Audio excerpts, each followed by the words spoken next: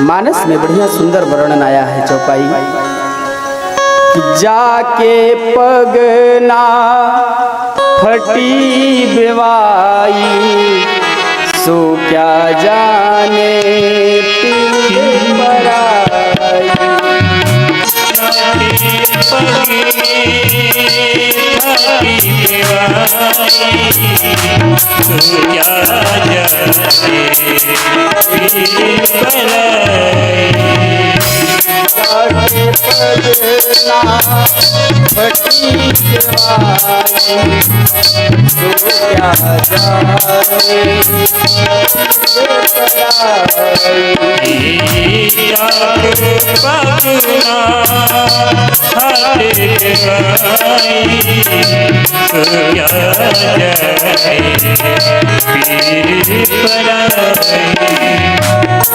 पंडित जी ने कहा महाराज आपको क्या पता, आप क्या जाने। जिसके निसंतान जो रहता है ना, कष्ट तो वही पाता है, कष्ट में तो वही रहता है, उसको तमाम प्रकार की बातें सुनने को मिलती हैं। और आपको तो संतान है नहीं तो आप क्या जानेंगे। महाराज ने फल दिया, कहा ले जाइए महाराज, लेके जाओ, अपनी पत्नी को दे देना, उनको खिला देना, उनको संतान प्राप्त हो जाएगा। आपने तो बहुत बड़ी बातें हमको बता दी। महाराज ने जैसे दिया और ला करके उन्होंने धुंधली देवी को दिया, कहा कि देवी इस फल को ग्रहण कर लोगी तो हमें संतान की प्राप्ति हो जाएगी, और अगर संतान की प्राप्ति हो जाएगी तो हमारा घर भी उजाला हो जाएगा, हमारे घर में भी एक चिराग हो जाएगा। बड़े खुश हैं आत्मदेव जी, बड़े प्रसन्नचित हैं। महाराज इधर धुंधली देवी के मन में कुतर्क चलने लगा। फल तो ले लिया उन्होंने, पर कुतर्क चलने लगा। कुतर्क क्या चलने लगा कि महाराज धुंधली ने कहा कि अगर मैं इस फल को खाऊंगी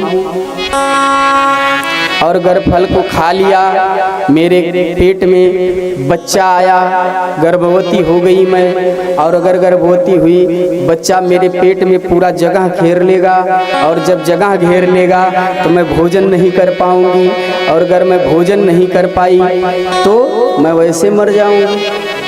इतने में उनकी एक पड़ोसन आई, पड़ोसन पहुंची। पड़ोसन बड़े सौभाग्य से मिलते हैं, आके पहुंची। उन्होंने कहा क्या बहन, क्या चल रहा है आजकल, बड़ी चिंतित दिखाई दे रही हो, मन में क्या चल रहा है आपके। महाराज धुंधली देवी ने तुरंत बताने लगी कि बहन क्या करूं, हमारे पंडित जी बेचारे कहीं से फल कोई बाबा दे दिया और लेकर के चले आए और कह रहे हैं इसको खा लो, इससे बच्चा होगा। और ये बताओ अगर मैं इस फल को खा लिया, मेरे पेट में बच्चा आ गया, और अगर बच्चा आ गया तो कोई चोर डाकू अगर आ गया घर में, घर का सामान लूटने के लिए, तो मैं भाग नहीं पाऊंगी, और अगर मैं भाग नहीं पाई तो मैं मारी जाऊंगी, तब भी मुझे प्राण से हाथ धोना पड़ेगा। फिर कहा उन्होंने कि बहन ये बताओ, मान लो मैंने फल खा लिया, पेट में बच्चा हुआ, अगर कहीं आग लग गई घर में, मान लो आग लग गई और चारों तरफ अग्नि फैल गया और मैं दौड़ न सकी, भाग न सकी, तो मैं जल करके उसी में समाप्त हो जाऊंगी। महाराज पड़ोसन ने खूब समझाया कि देखिए आपको निसंतान है, पंडित जी बेचारे इतने यत्न करने के बाद ये फल लाए हैं, फल खाने में क्या जाता है, खा लो, संतान होगा, ऐसा कहीं कुछ होता नहीं, इन सब चीजों को सोचा नहीं जाता। उन्होंने कहा कि बहन बात मान लो, अगर ऐसा कुछ हो गया तो क्या होगा। कई बार समझाई पड़ोसन, लेकिन नहीं मानी, तो उन्होंने कहा जैसा तुम्हारा मन वैसा करो, मैं तो चली अपने घर को। महाराज वो अपने घर चली गई। उसी गांव में उसी की चचेरी बहन, धुंधली की चचेरी बहन रहती थी, उसका भी विवाह उसी गांव में हुआ था।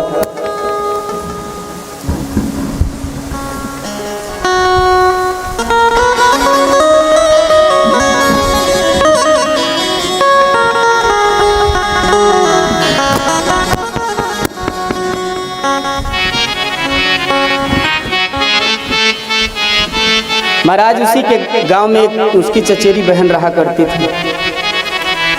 उसकी चचेरी बहन आई और उससे बताने लगी, बहन ये बताओ, हमारे पंडित जी फल लेके आए हैं और फल दिए हैं कि खा लो। तो बहन कहने लगी कि बहन अगर ऐसा ही होता कि फल खाने से बच्चा होता तो आजकल के लोग सब फल ही खाते, सबको संतान प्राप्त हो जाते हैं।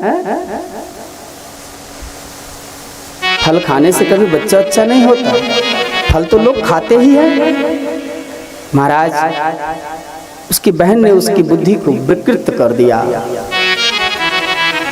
फिर कहा, बहन चिंता मत करो, अगर मेरी बात मानो तो मैं एक सलाह दूं। तो धुंधली ने कहा कि हाँ बहन सलाह दो, तुम ही तो एक हो जो हमारे दर्द को समझ सकती हो, हमारी बहन हो ना, तुम ही तो समझ सकती हो। उन्होंने कहा कि मेरे पेट में एक बच्चा पल रहा है और ये जब होगा तो मैं अपने पति के चुपके से तुम्हें अपने बच्चे को दे दूंगी, और ऐसे नहीं अगर आप कहो तो कुछ धन दे देना हमें और उसके बदले में मैं आपको अपना बच्चा दे दूं। महाराज इस तरह बता करके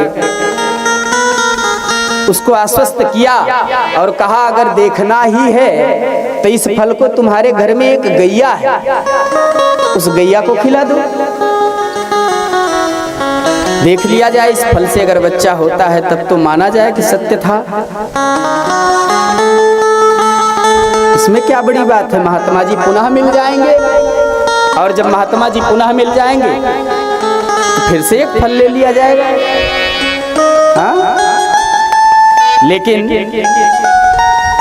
परमात्मा की लीला है ना, बड़ी निराली है साहब।